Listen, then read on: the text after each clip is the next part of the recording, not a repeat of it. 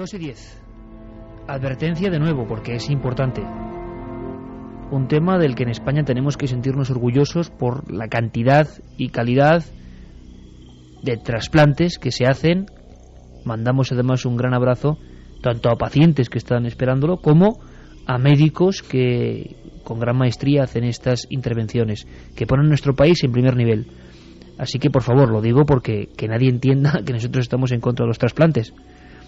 Pero nosotros, nuestra obligación es contar todo lo que tiene que ver en torno al misterio, lo incomprensible, a los enigmas de la mente humana, que igual se reduce a eso, y son casos puntuales, repito, puntuales, concretos, pero son casos que son también una interrogante, que nos obligan a hacer preguntas, y nosotros no podemos ponernos censuras ni tabús, y lo que tenemos que hacer es contar las cosas con naturalidad, aunque el asunto sea muy delicado, lo dejamos claro, ¿verdad?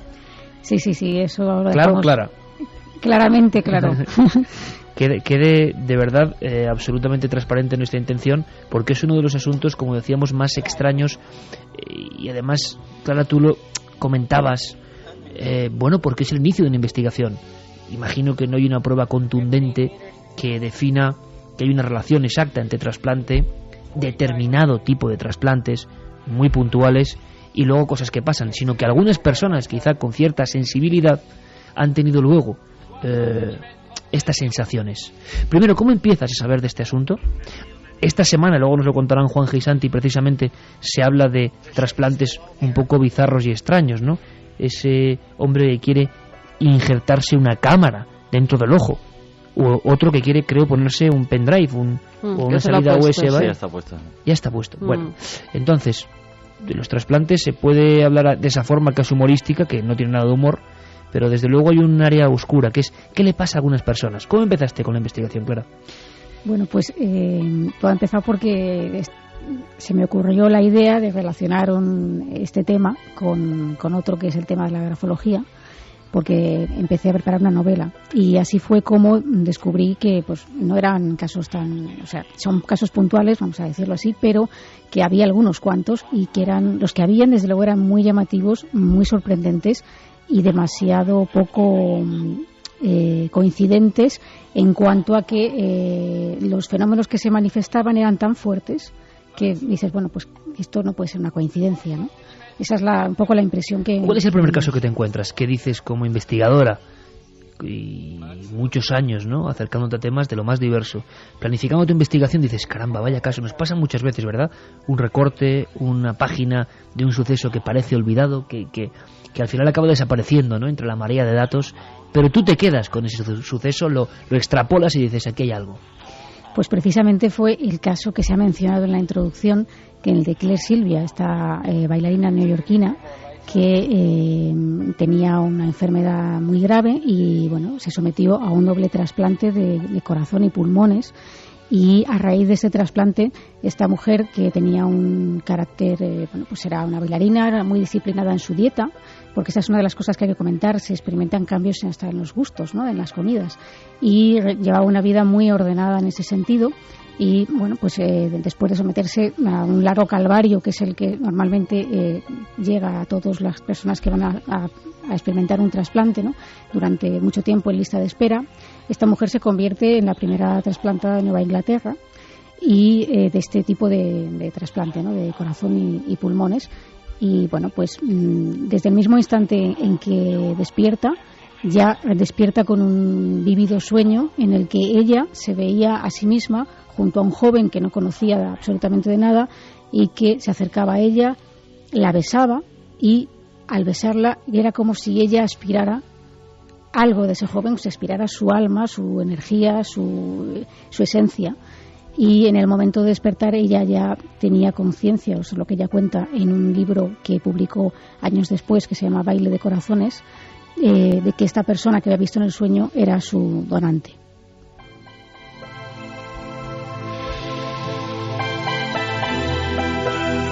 ¿Ella en el sueño llega a verle rostro? ¿Llega a identificarlo? ¿Se produciría una investigación por parte de la propia paciente? Sí, porque esto es una de las cosas que hay que comentar, ¿no? Las personas que reciben un trasplante, no todas, pero una gran mayoría de estas personas tiene inquietud con el tiempo, se empieza a hacer preguntas, ¿no? De quién era la persona que me ha dado esta generosidad, este órgano que tanto necesitaba, por el cual estoy viviendo gracias a él, ¿no? Y esto es algo que se pregunta muchísimos trasplantados. Y esta mujer, desde luego, se lo preguntó. Y a raíz de este sueño, empieza a tener otra serie de sueños en los que aparecía este joven, que ella, desde ese mismo instante, decía que se llamaba Tim. O sea, tenía muy claro que se llamaba Tim, y el apellido, lo que pasa es que el apellido, ella tampoco lo divulgó en el libro, porque por respeto a la familia del donante, comenta que sabía nombre y apellido, vamos, estaba segura de que el apellido empezaba por L, por la letra L. Y bueno, pues a raíz de esto, aparte de esos sueños que cada vez eran más intensos y a veces hasta violentos, pues experimenta cambios como decíamos, en los gustos por las comidas. Cuando ella de repente pues era una persona muy disciplinada en la dieta, le empieza a gustar el pollo frito al estilo Kentucky, la cerveza, que no le había gustado nunca, chocolate, cosas que ya no comía y no estaban ni siquiera dentro de su dieta, pero no solo por disciplina, sino porque no le gustaban.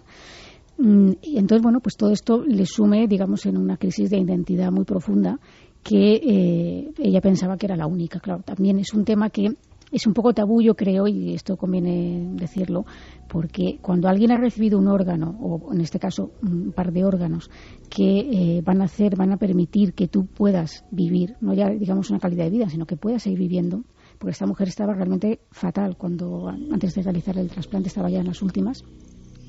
El agradecimiento que siente el receptor de ese órgano hacia el donante y hacia la familia del donante es tan grande y tan fuerte, existe una conexión tan profunda, que no quieren hacer ni decir nada que pueda en absoluto perjudicar a la memoria del donante o a la propia familia, que sigue viva, evidentemente. Sin embargo, esos sueños se repetían. Sí. De una forma cada vez más intensa, has comentado, claro. Claro, tanto que ella pues sufre esta especie de crisis de identidad en la cual no se sentía ella misma, incluso su propia hija notaba cambios en ella, no se sentía a gusto ni con sus amistades, ni con nada, pese a que se encontraba bien físicamente, porque el trasplante fue un éxito y ella tenía la suerte de que había asimilado muy bien la medicación inmunosupresora, que a raíz de este trasplante y de todos los trasplantes, las personas que reciben un órgano tienen que tomar. Y esto quizá aclaramos porque también es una de las teorías que luego podemos esbozar, ¿no?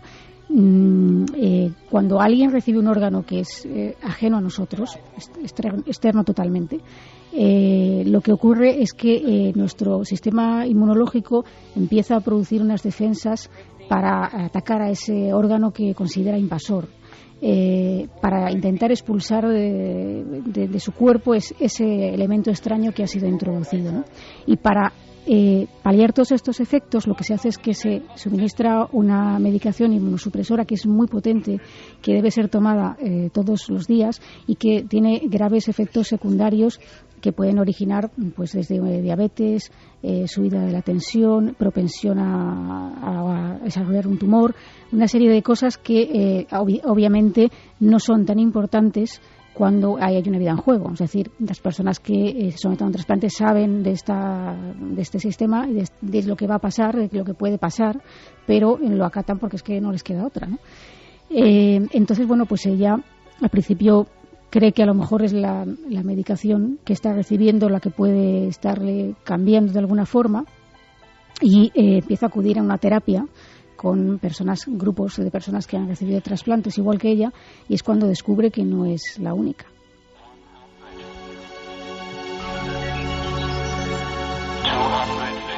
Efectivamente, cuando empieza a hablar con sus compañeros de terapia, se da cuenta de que su vivencia, que ella pensaba que era única y de la cual no quería hablar por no perjudicar, aunque verdaderamente no conocía, digamos, conscientemente la identidad de la familia del donante, porque está prohibido. No tenía ningún dato, ¿no?, para saber. Lo único que sabía es que había sido un joven de 19 años o 18 años, parece que tenía, y que había muerto en un accidente de motocicleta, nada más.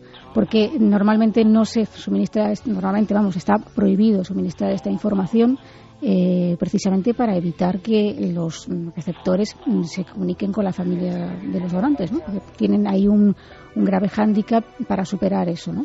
Entonces, bueno, pues ella se da cuenta, de hablando con otras personas, que había personas que les sucedía lo mismo, que tenían esas vivencias parecidas a la suya, quizá algunas no tan espectaculares, hasta el extremo de conocer o de saber, como ella sabía de esa manera intuitiva, el nombre del donante, pero que también experimentaban cambios en los gustos, en las aficiones, y que bueno, pues habían incluso desarrollado, pues personas que a lo mejor eran más mayores, recibían un órgano más joven y tenían una vitalidad, o decían ellos que tenían vitalidad totalmente inusitada, que antes no tenían, que los médicos muchas veces achacaban a que cuando alguien se recupera casi de estar al borde de la muerte, pues tiene unas ganas de vivir, digamos, mucho más potentes, ¿no?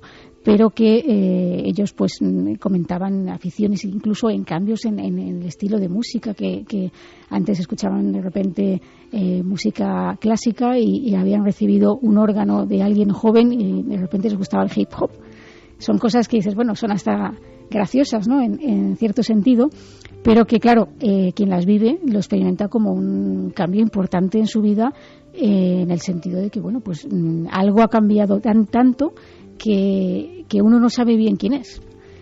Claro, pero esta circunstancia nos hace plantear una pregunta, si es que en esos órganos la memoria celular sigue teniendo algo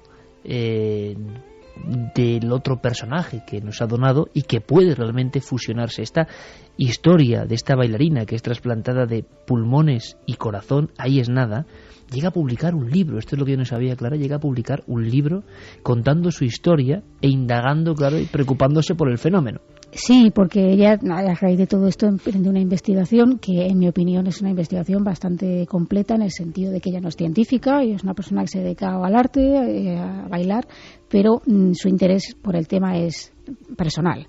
Y entonces desarrolla todos los mecanismos a su alcance para conocer por qué pasa esto, ¿no? Que a día de hoy no tiene la respuesta. Ella esboza una serie de teorías al final del libro de cosas personas con las que se ha entrevistado, que están investigando el tema o que han investigado el tema y que de alguna forma le han ofrecido su visión sobre este asunto, ¿no? Pero parece ser, bueno, que lo más extraño de este caso de esta mujer es que, claro, ella intenta localizar a la familia donante, se le niega esa información.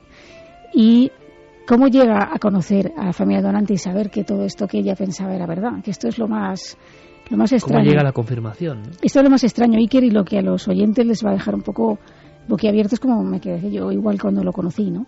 Y es porque, bueno, pues después de mucho tiempo de la operación, de habérsele negado esa información, en una cena casual que desarrolla con unos amigos en un restaurante, conoce a una persona que se le presenta como, bueno, pues de alguna forma sensitivo, ¿no? Él se definía así, como sensitivo, y ella pues se abre por esta circunstancia y le cuenta lo que no solía contar a todo el mundo, ¿no?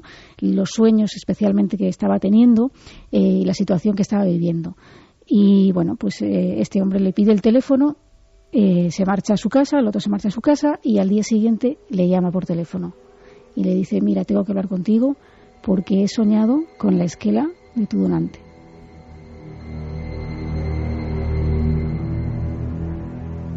Ella la verdad es que no da crédito a esto, aunque claro, después de todo lo que le había pasado, pues le quedaba una duda, ¿no? Y entonces se reúnen en una hemeroteca y buscan el recorte con los datos del sueño que había tenido este hombre y lo encuentran. Encuentran que, bueno, pues coincidiendo con la fecha de su trasplante, aparece la esquela de un joven que podría ser. Se hablaba de que había tenido un accidente, que había chocado contra un árbol con su motocicleta y por la edad podría ser. Y entonces ahí se le plantea un dilema muy gordo, ¿no? Y es que, ¿qué hago? Si voy a ver a esta familia y les cuento esto, es que igual me echan de la casa, ¿no? Y duda mucho, hay gente que le aconseja que no vaya, que se olvide del tema, que puede causar un grave trastorno a esa familia, pero ella está empeñada y resuelta a hacerlo, porque realmente su vivencia en este sentido había sido positiva, es decir, pese a su crisis de identidad, que es lo que ella le volcó hacia este asunto, todo lo que ella sentía, porque ella lo sentía en el corazón, es lo que ella decía, ¿no? Hacia Tim, hacia el donante, era todo positivo, ¿no? Y ella quería compartir eso con la familia. Entonces viaja a conocer a la familia, que estaba en otra ciudad, y bueno, la familia en principio pues la recibe un poco fría, ¿no? Porque no quiere asimilar un poco todo esto que se le está contando, y de hecho pues en un momento determinado algunas personas de la familia no la reciben demasiado bien, otras sí, y es a medida de que tiene contacto con ellos y empieza a compartir sus experiencias, lo que ella estaba viviendo, lo que ella estaba sintiendo al respecto del donante, cuando la familia pues se queda completamente alucinada y le empieza a confirmar que esos datos que ella les está dando pues son verdad.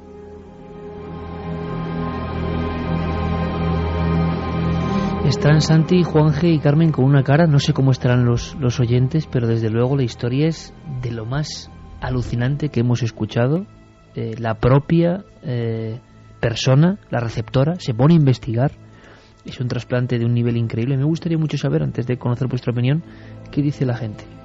Un tema muy sensible, muy delicado, fíjate, pero que nos parece de película, pero que Clara está investigando y que es real, absolutamente real. Mira, Ara, por ejemplo, nos dice que su primo fue uno de los primeros trasplantados de ojos de su provincia, que había perdido la vista a los 16 años tras una medicación, y los doctores Vega se lo trasplantaron años después. Siempre se sintió muy agradecido, tanto a los doctores como a los donantes, aunque sí que es cierto que a veces comentaba que se sentía extraño. Yo nunca lo relacioné con el tema que planteáis, sino más bien por el hecho de ser una cosa pionera. Buenas noches. Hablando de trasplantes, George Langeland, autor del relato de la mosca, escribió una espeluznante historia cortada y titulada La mano, en la que el protagonista sentía como su extremidad parecía tener vida propia y le obligaba, en contra de su voluntad, a cometer delitos y crímenes. Ahora hablamos un poco de algunos casos de manos. Nos lo contaba Diego. Carlos Callan, en introducción, hablaba de un trasplantado de mano que pidió que se le volvieran a amputar. ¿Por qué? Ahora lo comentamos. Lo mismo se pregunta María de Asturias, un tema muy inquietante, el de los trasplantes, y me pregunto, ¿qué ocurre con las transfusiones de sangre? Es el líquido más vital que tenemos, pasa por todos nuestros órganos, atraviesa el corazón. ¿Por qué con las transfusiones no ocurre eso? A mí me pusieron 2 transfusiones tras un accidente y no sentí ese rechazo. Pues son preguntas, como digo, ahondando en un tabú clarísimo. Habrá gente que se lleve las manos a la cabeza, pero creemos que todos los temas se pueden contar con educación y con sentimiento de saber por qué pasa este misterio. El misterio profundo es si esos órganos a nivel más pequeño, a nivel casi subatómico en algunos casos, que componen la célula, llevan ya una característica indivisible de alguien y están ahí presentes, ¿no? La pregunta que se lanza con casos que pueden sonar muy dramáticos o muy extraños, la pregunta es excepcional, en el fondo, ¿qué somos, no? ¿Y dónde vamos? Y si hay algo de esa persona y sin embargo ya no está conectado al cerebro y está en otro cuerpo, ¿por qué sigue habiendo energía, al parecer sentida por algunas otras personas receptoras, que sigue emitiendo, ¿no?, su radiación, entre comillas, de lo que era antes? ¿Qué es eso? ¿Y de dónde viene? También nos preguntan que qué dice la Iglesia acerca de los trasplantes. ¿Lo aprueba? Yo, como donante que soy, creo que es una forma de agradecer a Dios el cuerpo que nos dio, una rondeña. Preguntas y teorías de todo tipo. Santi, Juanje. Bueno, es que todos estos casos nos traen una pregunta, que es cuando trasplantamos un órgano o una parte del cuerpo, ¿qué estamos trasplantando realmente? Estamos trasplantando desde luego algo físico, pero estamos trasplantando algo más, porque todos tenemos, por ejemplo, una memoria genética, una memoria que traemos de nacimiento y que nos hace que sepamos hacer desde ya bebés una serie de cosas que no hemos aprendido, o alguien ha aprendido antes que nosotros y nos lo ha ido transmitiendo. ¿Cómo se ha ido codificando esa memoria? ¿Cómo se ha generado y cómo se ha ido transmitiendo? Hace tiempo, en realidad sobre la memoria yo creo que sabemos bastante poco. Hace tiempo se realizó un experimento muy interesante en el cual se cogió una batería bastante grande de ratones de laboratorio y se les enseñó un laberinto, que es algo relativamente común en este tipo de prácticas. Luego se fue cogiendo a los ratones y a cada uno se le fue dañando sistemáticamente una parte del cerebro diferente, para ver cuál olvidaba el laberinto. Ninguno de ellos olvidó el laberinto, con lo cual no hubo manera de ubicar la zona del cerebro donde estaba localizado ese conocimiento. Pero es que luego cogieron a otros de esos ratones y empezaron a dañarle sistemáticamente cada vez más partes del cerebro, a ver si de alguna forma, mientras tuvo capacidad motriz el animal, seguía recordando el laberinto. Con lo cual empezaron a barajarse la posibilidad de que la memoria se almacenara en el cerebro de una forma holográfica, es decir, no había una parte, sino que era el conjunto de todo. O sea, que no se sabe. Pero, ¿y si no solo en el cerebro? ¿Y si es holográfica en todos sitios? A veces parece que el cuerpo tiene memoria. Yo toco la guitarra por hobby y realmente no haces un esfuerzo consciente, parece que la mano sabe cosas. O cuando aprendes a montar en bicicleta, es tu cuerpo el que aprende a montar en bicicleta un día y 10 segundos antes no sabía. Es un momento de chas. Un momento sabes, al anterior no sabías. ¿Quién sabe cómo se ubican los conocimientos, cómo se ubica eso que etéreamente llamamos nuestra alma en el cuerpo? Hablábamos de la mano, pequeño inciso, y un oyente hablaba de una historia de ficción con la mano. Vuelvo a repetir que nosotros estamos completamente a favor, porque es que hay que hacerlo saber, pero que estos casos existen y solo nos interesan como elementos de conexión con lo paranormal, límites de la mente, sombras de la mente, llamadlo como queráis, pero que es sumamente interesante. Y es que ha habido algún episodio de manos que también te dio origen a ti a investigaciones, Clara.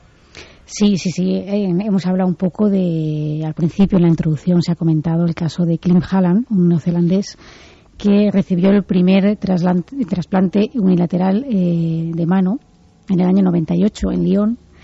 Y bueno, pues al ser el primero, pues levantó una agria polémica sobre si eso era necesario. Es decir, hemos hablado antes en casos como el de Claire Silvia, en el cual es que o se moría o se trasplantaba, no había otra.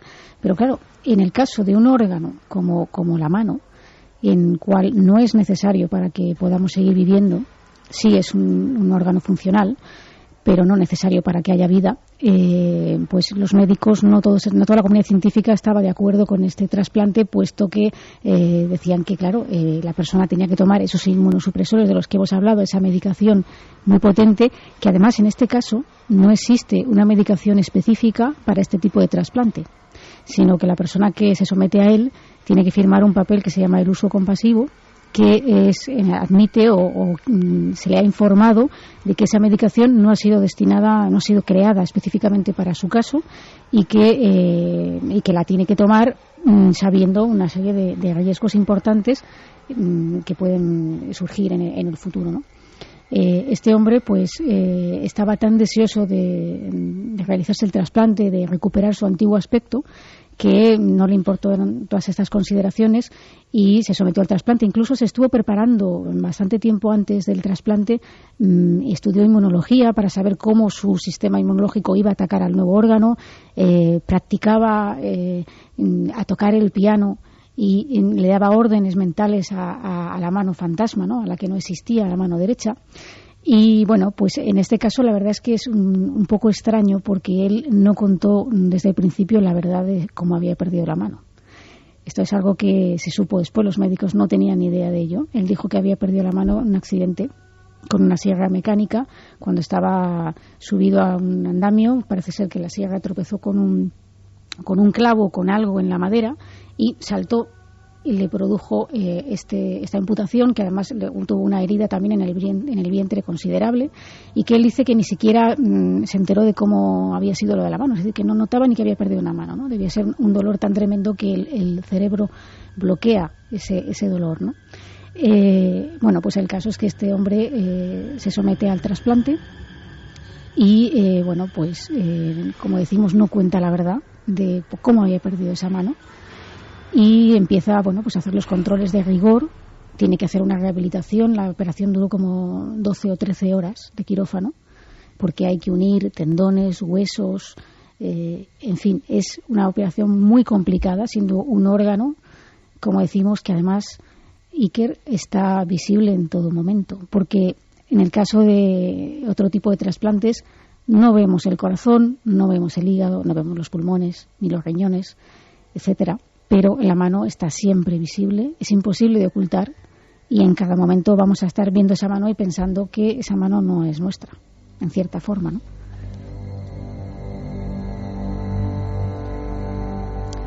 Pues poco después le dan más o menos el alta en cuanto al tema de que tenía que estar ingresado y demás, se le da el alta, pero él tiene que seguir sometido a esa medicación, y él regresa a su país y bueno, pues de repente desaparece del mapa. Los médicos no saben nada de él, no se presenta a los controles, no hay forma de localizarle, y un día aparece con la mano toda hinchada, amoratada, roja. Y pues les cuenta, le hacen una serie de analíticas y descubren que ha dejado de tomar la medicación, que la ha estado tomando de manera intermitente y que en los últimos 2 meses no había tomado nada de medicación. Él dice que la medicación era muy molesta y que se había puesto enfermo al tomarla, porque cada vez que cogía una gripe pues pensaba que se podía morir, porque realmente perdía todas las defensas, ¿no? Y que algún médico le había recomendado que la dejara de tomar, cosa muy insólita que un médico recomiende eso, ¿no?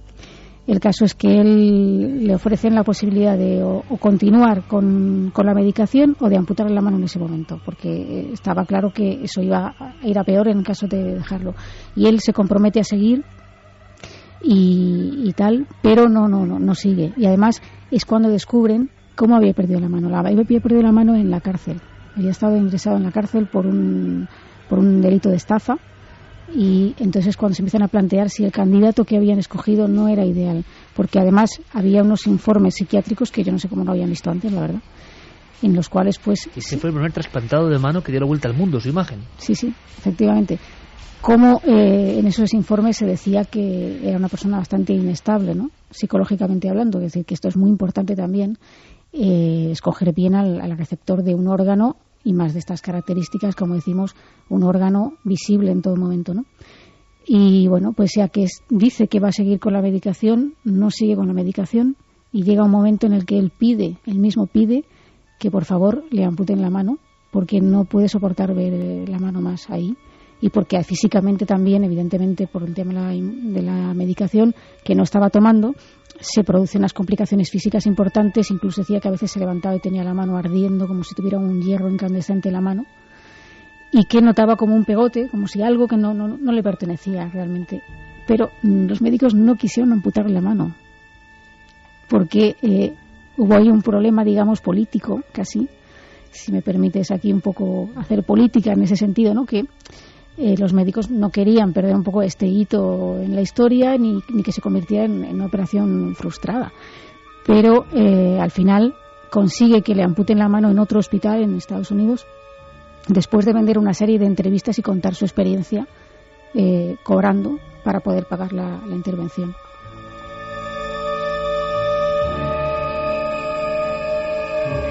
Mi gran pregunta, Clara, ¿cómo le amputaron la mano en la cárcel? ¿Qué pasó en la cárcel?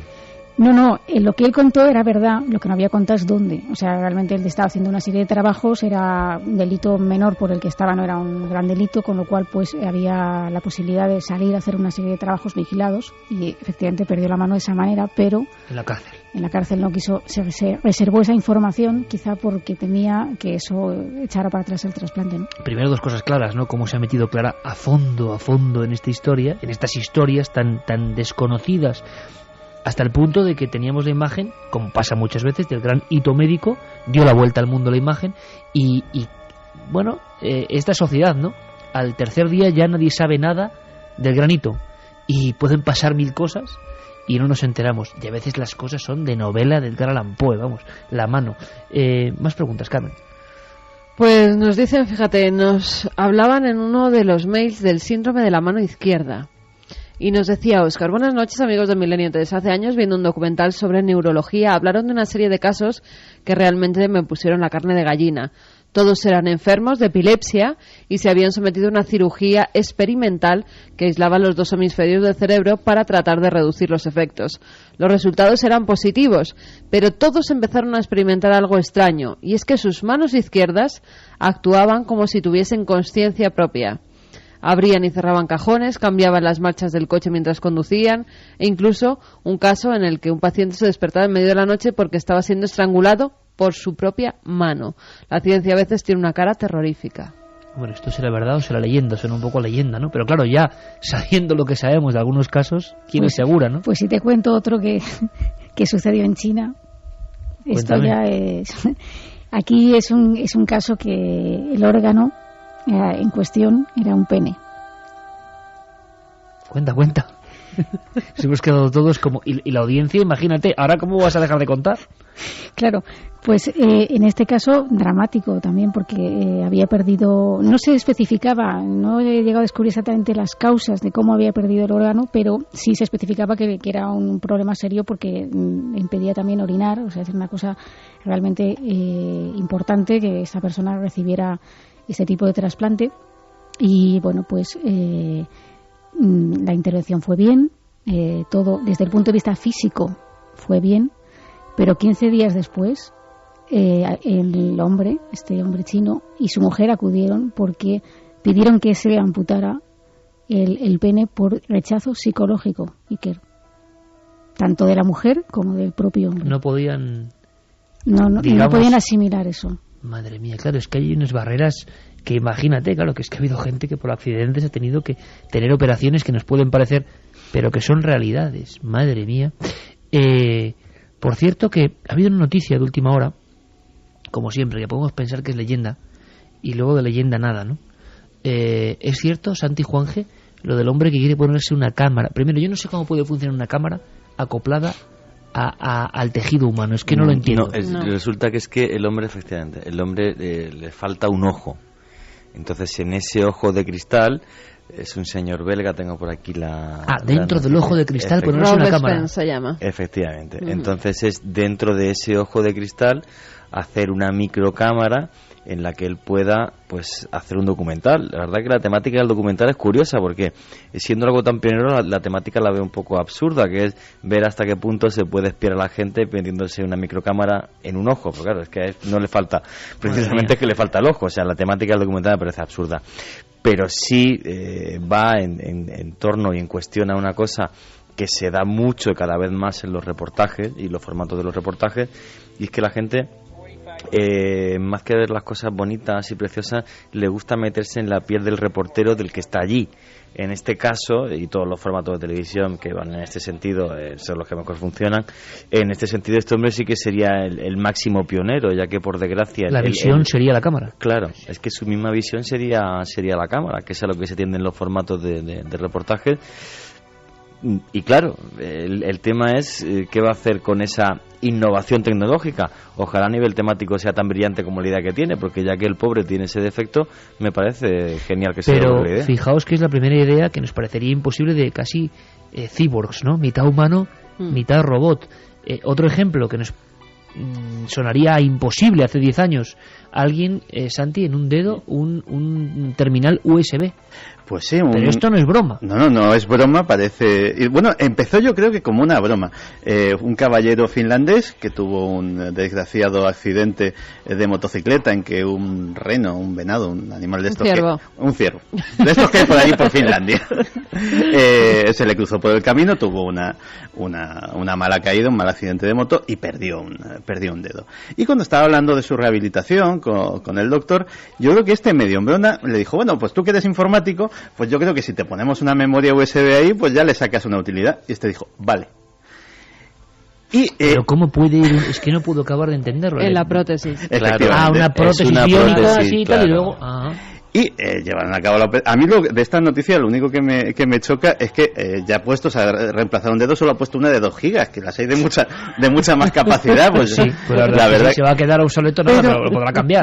Pero fíjate que yo creo que iremos viendo cada vez más cosas de estas, porque de hecho hay toda una tendencia de pensamiento, que es el transhumanismo, que se basa precisamente en que el ser humano no debería dejarse limitar por la mera biología, y que que con la ayuda de la cirugía, con la ayuda de la implementación tecnológica de aparatos dentro de tu propio cuerpo, los cyborgs que mencionabas antes, y con cualquier otro tipo de ayuda química, quirúrgica, técnica, etcétera, etcétera, el ser humano tiene todo el derecho a utilizarla para mejorarse, prolongar su vida, mejorar sus capacidades sensoriales, sus capacidades intelectuales o físicas. Santi, ¿por qué no lo hemos hecho la semana que viene? Porque hay una noticia que tú mismo me has pasado del primer muerto por un robot en guerra, que es el inicio de otra historia.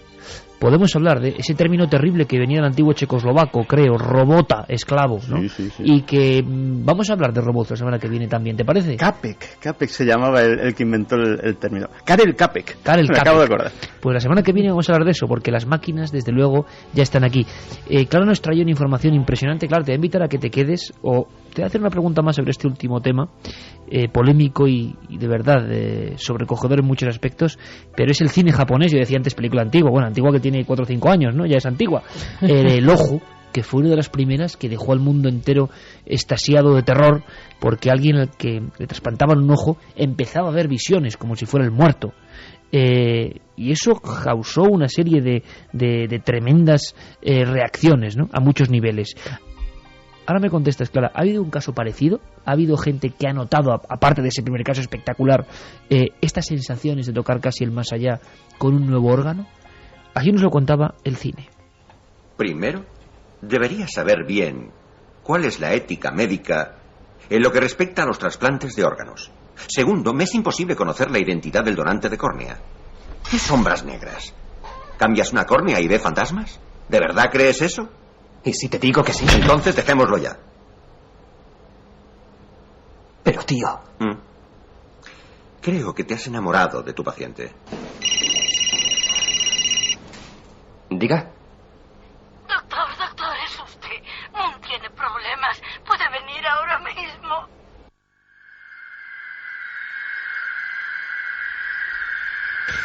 Eso era el cine, y la realidad a veces se parece. 2:46, esto es Milenio 3.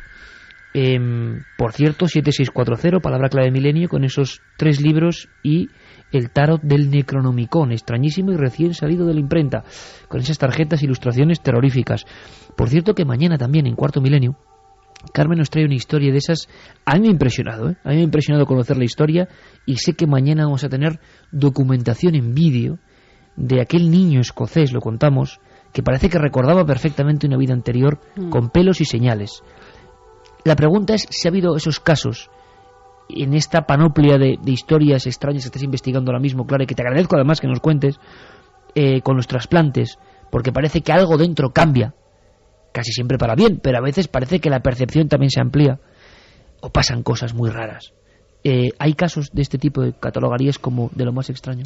Sí, precisamente al filo de un niño. En este caso de una niña de 8 años, un caso recogido por Paul Persson, que es uno de los investigadores que estudió hasta que murió recientemente el año pasado,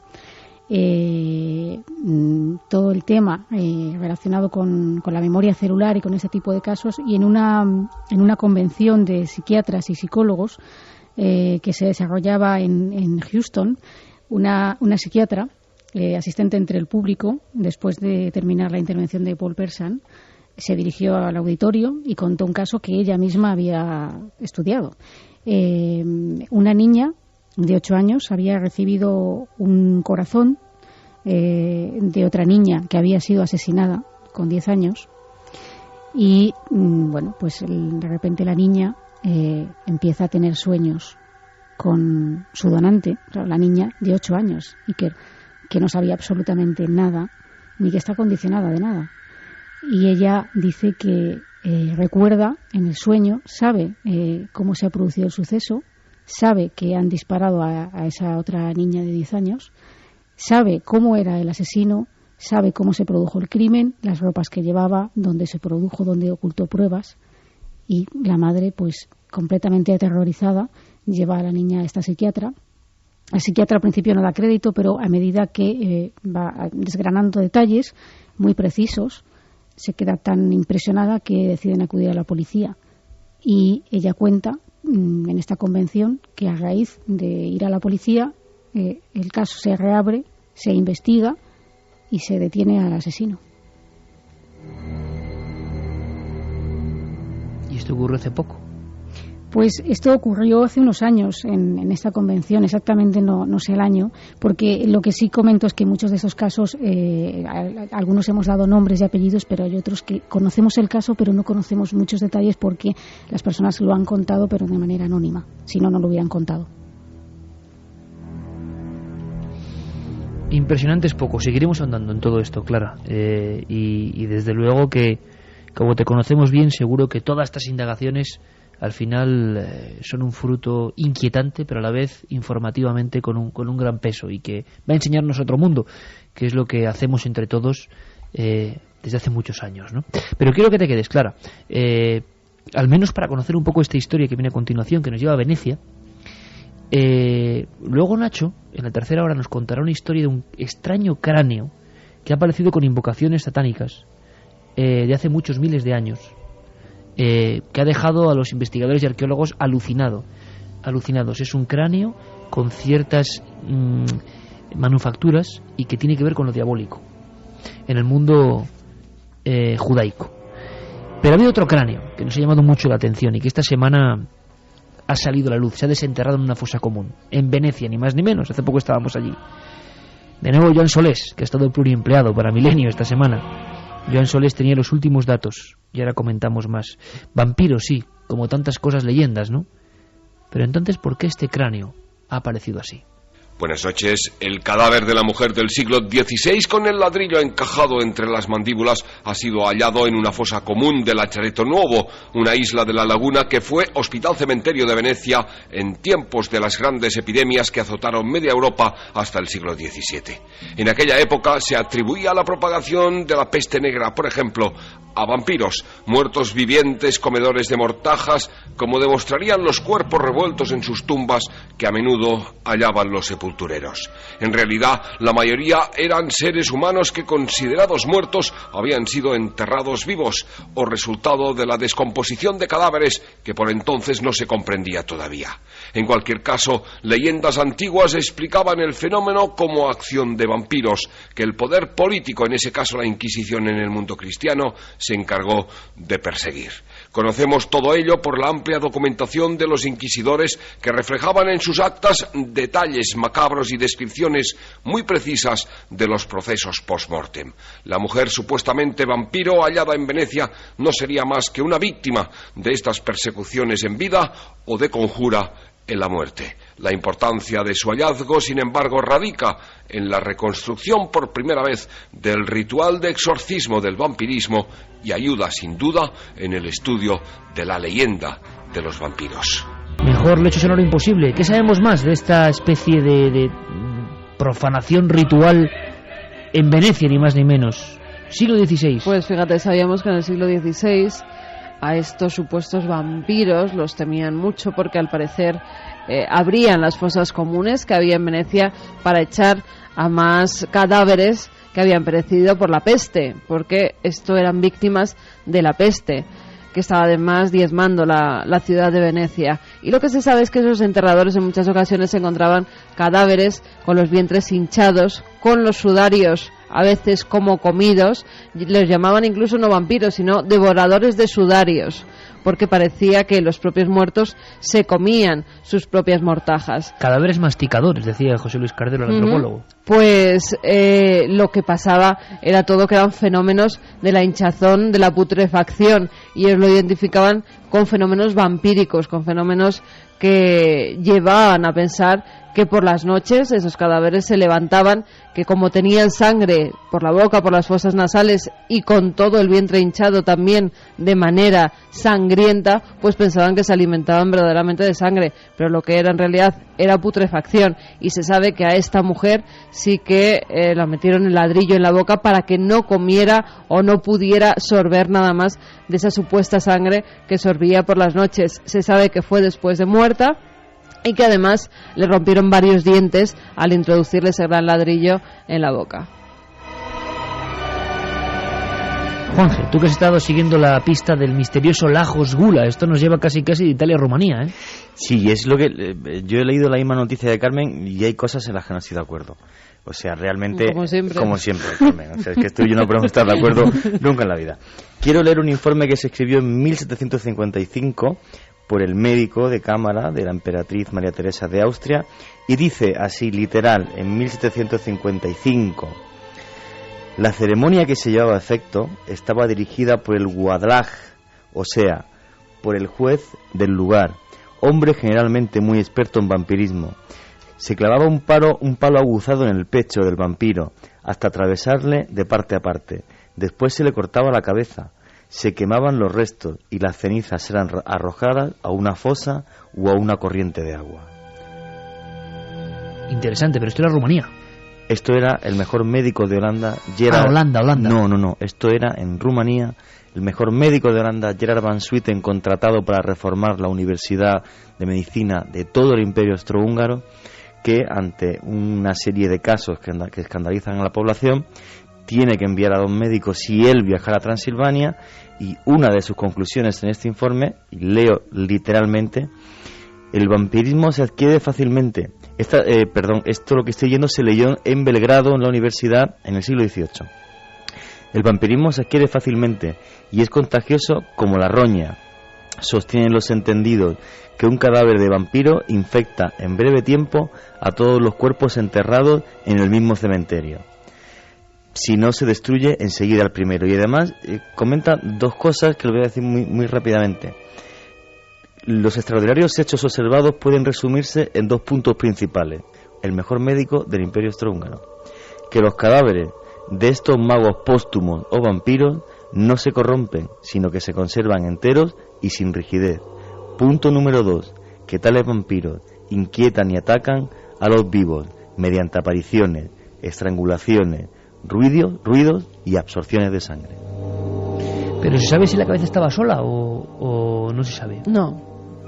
Apareció en una fosa común. Apareció en una fosa común. Podían estar el resto de sus huesos perfectamente también en esa misma fosa. Lo que pasa que lo que ha llamado la atención ha sido ese cráneo con esa piedra introducida. Nunca había visto una foto así. Nada, es cierto, además es que estamos hablando de cosas totalmente diferentes. Claro, estamos hablando del siglo XVI en Venecia, claro, y de las supersticiones en textos que hay de la época y que ya hablaban de este ritual, y estamos hablando del siglo XVIII en Rumanía. Y Clara no sé qué quiere decir que está... Sigo diciendo que el vampirismo viene mucho antes. Yo quiero decir una cosa... gótica, ¿no? Claro, voy a decir una cosa en favor de lo que está diciendo Carmen. Tengo que disentir, no es que disienta, muy mal. No es que disienta, pero quiere decir que, nos gusta la información, que había muchos sistemas para impedir que el supuesto vampiro volviera a la vida, volviera a salir, a cometer sus fechorías, y en ciertos lugares se los enterraba de pie. No se les destruía ni se les quemaba, aunque también se hacía eso que tú has comentado. Boca abajo, para que no pudieran, en el momento de despertar, no supieran hacia dónde dirigirse, y no pudieran salir. Lo que quería decir es que el tema del vampirismo viene desde hace miles de años. Por supuesto. Desde textos que tengo, por ejemplo, aquí de la antigua Sumeria, o sea, de hace 5.000 años. Sí. Demonios que chupan sangre desde los primeros códigos de la humanidad. Lo que pasa que es curioso que un documento así no lo supiéramos, no nos encontrásemos con él hasta ahora. Por cierto, Juanje, del Lajos Gula no sabemos nada, ¿no? El Lajos Gula es que hay que ir a investigarlo a Rumanía en condiciones. El Lajos Gula hay que investigarlo a Rumanía. Lo haremos. Clara, compañera, que ha sido un auténtico placer. Nos has dejado con el cuerpo, nunca mejor dicho, así, con sensaciones extrañas. Vaya casos, vaya historias. Creo que para mayo, ¿no? Sacas ya una obra para mayo... con toda esta documentación que en España no ha tocado nadie, nunca. Pues creo que no. Es una novela que se llama El Otro. El Otro. Y que efectivamente se publicará en mayo con Minotauro. Qué bien, Clara. Toda la suerte del mundo. Contaremos más cosas, ¿eh? Muchas gracias. Te vemos pronto en Cuarto Milenio. Gracias. Un abrazo grande. En fin, nosotros seguimos con muchas más cosas, muchas más historias. Por cierto, que vuelve a repetirse la triada esta tremenda, ¿no? Lo que ha pasado en Alemania. Este muchacho. Y fijaos ahora la polémica, Santi, ¿eh? Nadie sabe si el mensaje enviado por internet en un chat en que parece que se anunciaba o se profetizaba por parte del propio asesino de este muchacho que se ha cargado a 15 personas, creo. Ahora ya la policía no sabe si es verdad, si es mentira. Dijo que era verdad, luego que era mentira. Luego ha habido personas mandando mensajes falsos y creando el pánico en otros colegios de Alemania, porque otros niños se puede decir, con escopetas iban hacia allá. ¿Qué está pasando? Pero tenemos muchos más datos. El Señor de la Guerra, la sección de Santiago Camacho. y un sinfín de cosas que tienen que ver con cráneos, demonios y hallazgos. Dentro de unos minutos, después de las noticias, aquí en la serie Milenio 3. 3 y 8 minutos después de hablar de Imago Mortis, de los experimentadores con la muerte y la última imagen reflejada en la retina, después de pasear por la biografía de viejos genios remotos y olvidados, Leonardos españoles, podríamos llamar, de la imagen, como Valdelomar, y ponerlo en el público, en la palestra, para que luego la gente siga investigando, porque hoy se puede hacer, y esa es nuestra motivación, después de saber algo más de un tabú profundísimo como es el mundo de los trasplantes, ciertos trasplantes, y lo que ha pasado, lo que han sentido algunos pacientes, después de saber algo más de ese cráneo empalado con un ladrillo, esa boca rota por un viejo miedo ancestral, el del no muerto. Pues ahora vamos a un tema de purísima actualidad, y la verdad es que en fin, tenemos la sensación de que el bucle se repite, de que todo esto va increciendo. No sé si estamos en lo cierto o no, pero ocurría hace apenas 3 días en Alemania. Ya de vuelta el país, sociedades muy bien acondicionadas, gente joven que de repente coge un arma, que a veces deja un mensaje como premonitorio. Vamos a ver a qué punto están las investigaciones, porque ahora mismo, a las 3 y 9 minutos, nadie sabe exactamente si en internet este muchacho dejó marca o huella de su fechoría. También parece, y esto es otro enigma, ¿no? Siempre lo trazamos como enigma de la mente. Otra gente, es increíble, está haciendo cundir el pánico, diciendo que otros muchachos también reprimidos con armas están yendo a otros colegios. Han tenido que evacuar varios colegios. Sí, eso es, en 5 ciudades diferentes de Alemania, ante el temor de que se produjera un efecto imitación, que es como llaman las fuerzas de seguridad, pues a estos hechos, a que otro adolescente coja un arma y se líe a tiros en su colegio.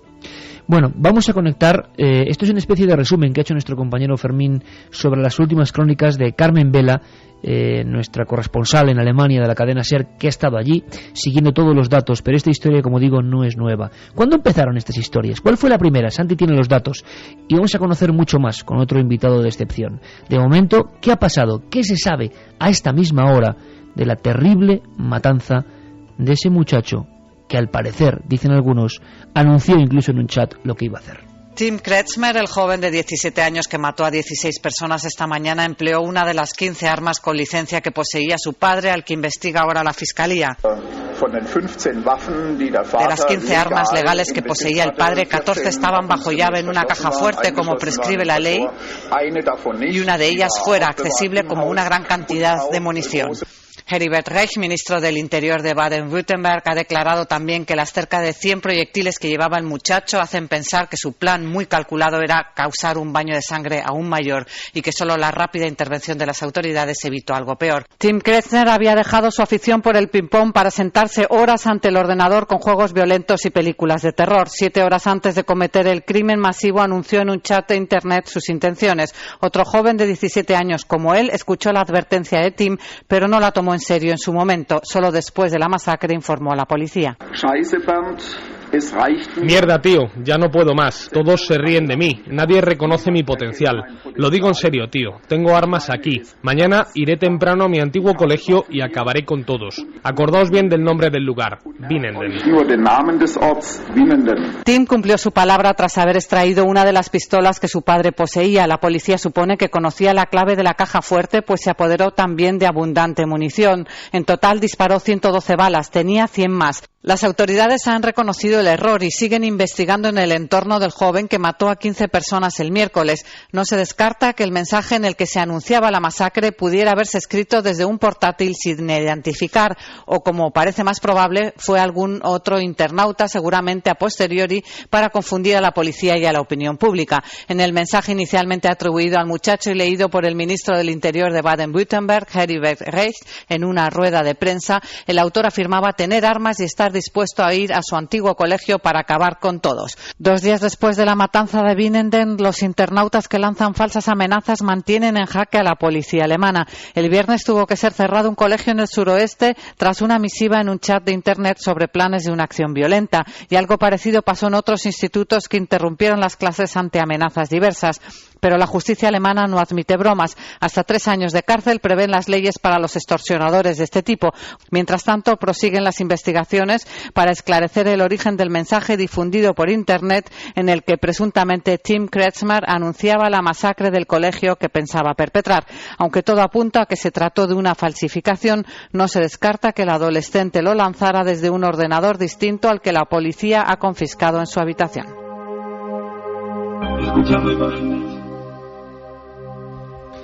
Así están las cosas, y la sensación, como decimos, de que esto se viene repitiendo con demasiada insistencia.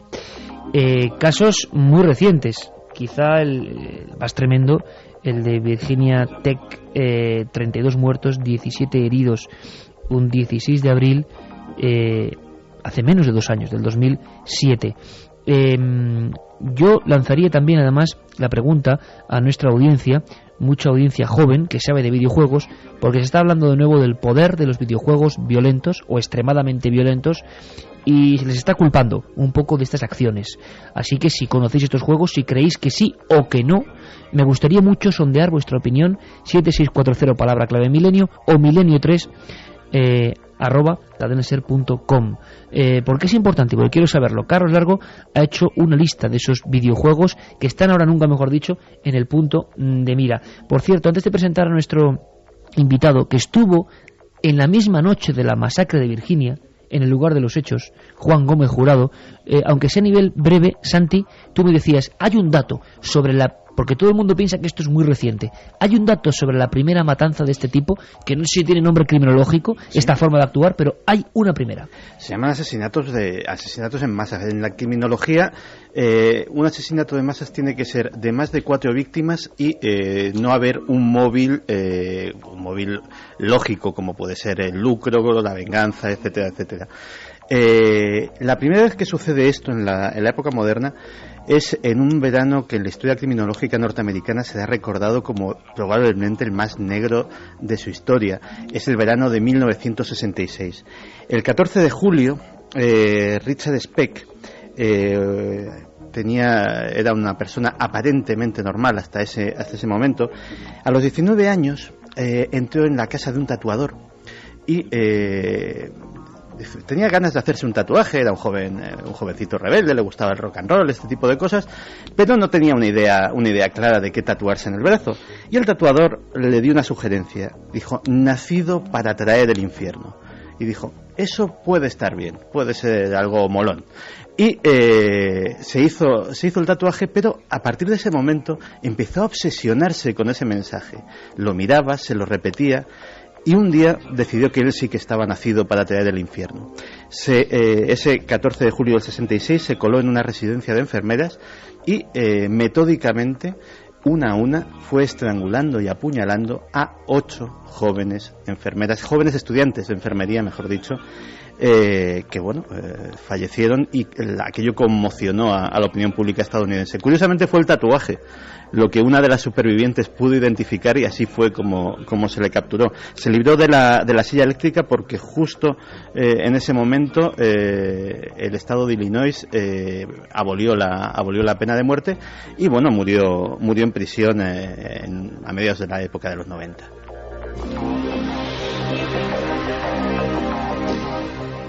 Estuvo esa noche y hizo un libro latente sobre lo que estaba pasando y lo que se sabía ya que iba a ser un fenómeno social de este siglo XXI. Nuestro buen amigo Juan Gómez Jurado. Juan, buenas noches. Hola, buenas noches, ¿cómo estáis? Pues estamos encantados de conectar contigo a estas altísimas horas de la madrugada, pero sé que tienes cosas que contarnos. Primero, antes de analizar lo que ha pasado en Alemania, que es como un calco, no casi, tú estuviste prácticamente horas después de los hechos, de aquellos 32 muertos, y hiciste de informador, de periodista, que es tu profesión. ¿Qué recuerdas de eso, Juan? Es primera imagen. Pues lo primero que me viene a la cabeza al llegar allí con el coche, ya al filo del anochecer, era la gran cantidad de unidades móviles de televisión que había en la explanada enfrente del Norris Hall, que era el lugar donde sucedió la matanza. Y en aquel momento yo me di cuenta de que lo que estaba pasando en aquel parking, lo que estaba pasando con todos las víctimas bueno, habían sido heridos de muy escasa consideración, o simplemente habían estado dentro de Norris Hall, pero no habían sido víctimas de los disparos de Cho Seung-hui, que fue el joven coreano que mató a aquella gente. Yo lo que me di cuenta era de en qué se había convertido aquello, ¿no? En qué circo mediático, con todas aquellas víctimas haciendo cola delante de cada una de las unidades móviles.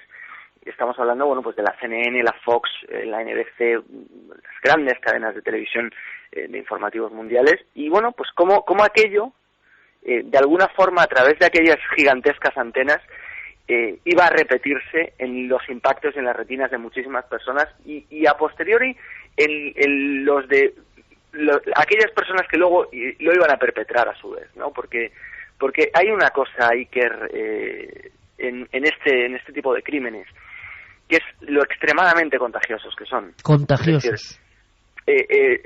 Ya hablabais antes de que, bueno, pues los viejos escritos del vampirismo, de la Inquisición, decían que el vampirismo era contagioso, que se contagiaba a los cadáveres que tenía alrededor.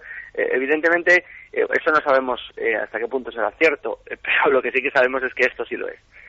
Porque el problema con el que, bueno, yo a lo largo de, si quieres te puedo contar un poco la experiencia de lo que fue aquella noche, ¿no? Y de hablar con las víctimas, con los psicólogos que los rodeaban, con toda la gente que estuvo, bueno, pues que estuvo intentando apoyar a aquellas personas, a aquellos niños que habían estado dentro de la universidad, porque al fin y al cabo gente de 17, 18 años no dejan de ser niños todavía, y que por supuesto no están preparados para que en un momento dado empiecen a escuchar disparos y de repente empiecen a ver cómo sus compañeros caen al suelo, cómo muchos se arrojan al suelo para que no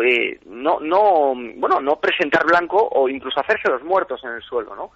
Incluso uno de ellos, una de las víctimas me contaba que le empaparon la sangre y los sesos de uno de sus compañeros, su mejor amigo, y cubierto por esa sangre escuchó los pasos de cómo el asesino se acercaba a él, le tocaba en la pierna con la punta del pie y eligió no rematarle, porque a otros creyó que ya estaba lo suficientemente tocado y no le remató. Por supuesto se hizo el muerto. A otras personas que habían caído y todavía se agitaban con los espasmos de las heridas, pues eso sí que los remató, ¿no? Y madre mía, Juan, y cómo eso no se supera nunca. Claro, la visión de ese superviviente al que el asesino le toca con el pie para comprobar, eso imagino que estará soñándolo durante años, claro.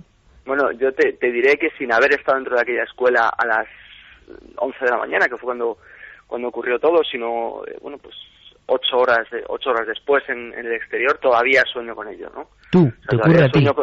Sí, claro, porque yo recuerdo perfectamente cómo las caras de aquellos chavales, de aquellos chicos, bueno, pues cómo me lo contaban, ¿no? Y cómo me transmitían el inmenso miedo y el terror que habían sufrido. Yo estuve aquel día allí por casualidad, porque me encontraba de promoción de un libro en Estados Unidos y el director de La Voz de Galicia, sabiendo que yo estaba en Nueva York, me pidió que me acercase a Virginia, a Blacksburg, vía Roanoke, que es el aeropuerto más cercano.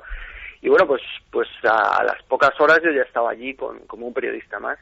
Oye, Juan, pero, y tú has hecho ahora un nuevo reportaje y claro, ahí es como un clip, ¿no? O sea, hay similitudes estremecedoras. En este caso, todos los últimos casos, y es tremendo, tengo aquí algunos datos, ese caso, 32 muertos, 17 heridos, el de un muchacho finlandés que mata a 10 personas, 3 heridos, 23 de septiembre pasado, 7 de noviembre de 2007, también en Finlandia, 8 muertos, 12 heridos.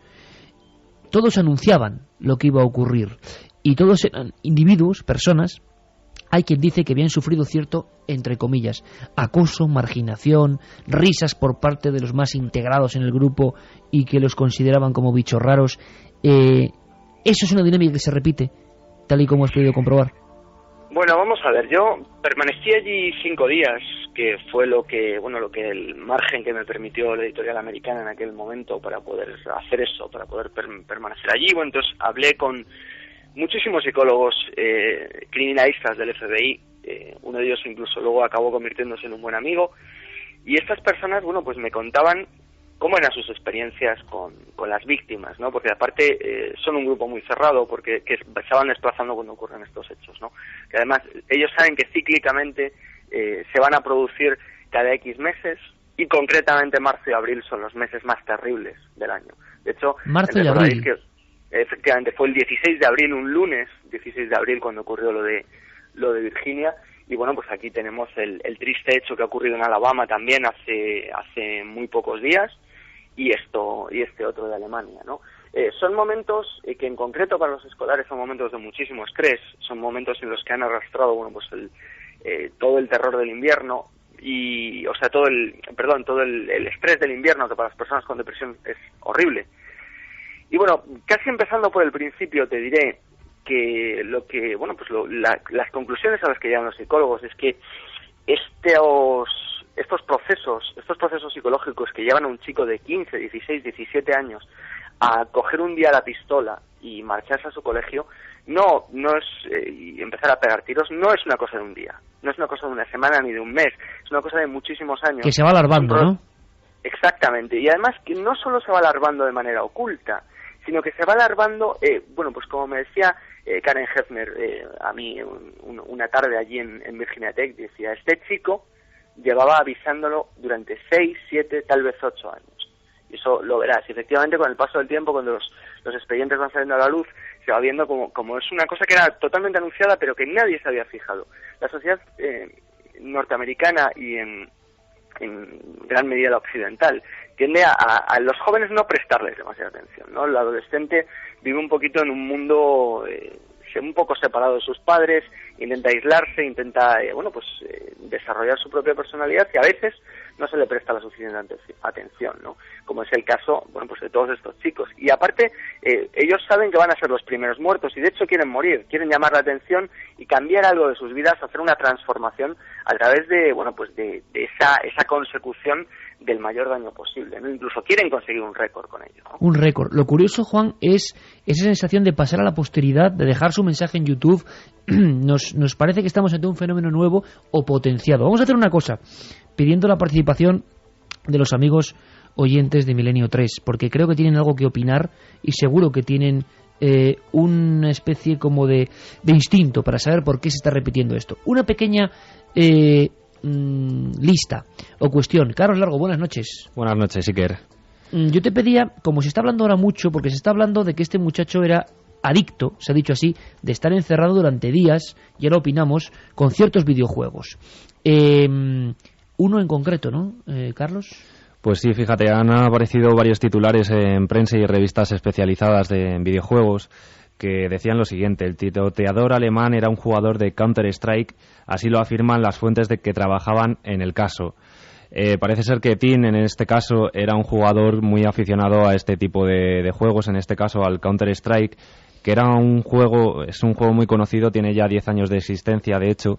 10 sobre años todo, es entonces un clásico, ¿no? Es uno de los clásicos, y además en la red, online. Consiste básicamente, de hecho la palabra en inglés es contraataque, en dos equipos, uno de terroristas y otro de antiterroristas, y entonces se combate en un espacio virtual en el que, pues gana evidentemente el que sobreviva. Uno de los dos equipos muchacho, sobrevive. el Tim Kresner, jugaba constantemente. Sí, era un aficionado, y de hecho, amigos suyos han declarado a los agentes de seguridad que sí, que eran muy aficionados a este videojuego. ¿Tenemos sonido incluso de cómo Sí, tenemos suena? sonido de A ver cómo suena este juego de 10 años.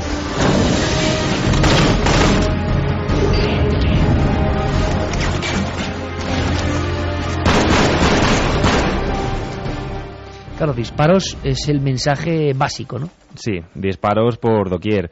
Y además, fíjate, porque también ha salido a la luz otro dato muy curioso, que también Tim parece ser que la noche anterior al día en que se cometió la matanza, también jugó a otro videojuego, también vinculado a este tipo de tiroteo. Se llama Far Cry 2, que es la secuela de un conocido videojuego también de este título, Far Cry. Parece ser que este tipo de videojuegos se vincula al África Central, y pues hay una serie de misiones en las que tienes que acabar con mercenarios, e incluso puedes padecer las enfermedades del propio área de África Central en el que se desarrolla el propio videojuego. Y también tenemos un audio para escuchar cómo se desarrolla. Let me tell you something. The men here are ruthless. In this country, keep your friends close and your enemies even closer. You want to pass? We take 3 forms of payment: money, diamonds, or blood. En fin, demonios, sangre y de todo. Una sensación de una violencia tremenda y claro, yo creo que como todo, ¿no? Lógicamente administrado, pues son juegos de entretenimiento. Ahora, cuando alguien está viendo la vida con obsesión a través de ellos, pues como todo debe ser malo. Más juegos, tenemos 5, Carlos. Incluso esa violencia extrema de la que tú hablabas llega a su culmen más alto en el género splatter. Se conoce un juego que en los años 70 se hizo muy famoso, 70-80, a raíz de las películas de George Romero, de Muertos Vivientes, Zombies, que se llama precisamente Splatterhouse. Actualmente se ha hecho una nueva versión de este videojuego y parece ser que podríamos traducir en casquería pura, más o menos, ¿no? Totalmente. Experimentos extraños, zombies, casquería, por todo. Y cada vez imagino que con el poder de las nuevas consolas y demás, en mayor verosimilitud. Seguimos. Resident Evil, que debe ser uno de los clásicos, ¿no? Otro de los clásicos. Se vuelve a repetir, hay un montón de entregas ya desarrolladas de este videojuego. Seguramente muchos oyentes, seguramente los jóvenes lo conozcan. Se desarrolla en una ciudad en la que se producen todo tipo de infecciones víricas que afectan a los seres humanos y una vez más un equipo de agentes se dedica a tirotear a esas personas que bueno, pues prácticamente son muertos vivientes. Y también tenemos audio tanto de Splatterhouse como de Resident Evil.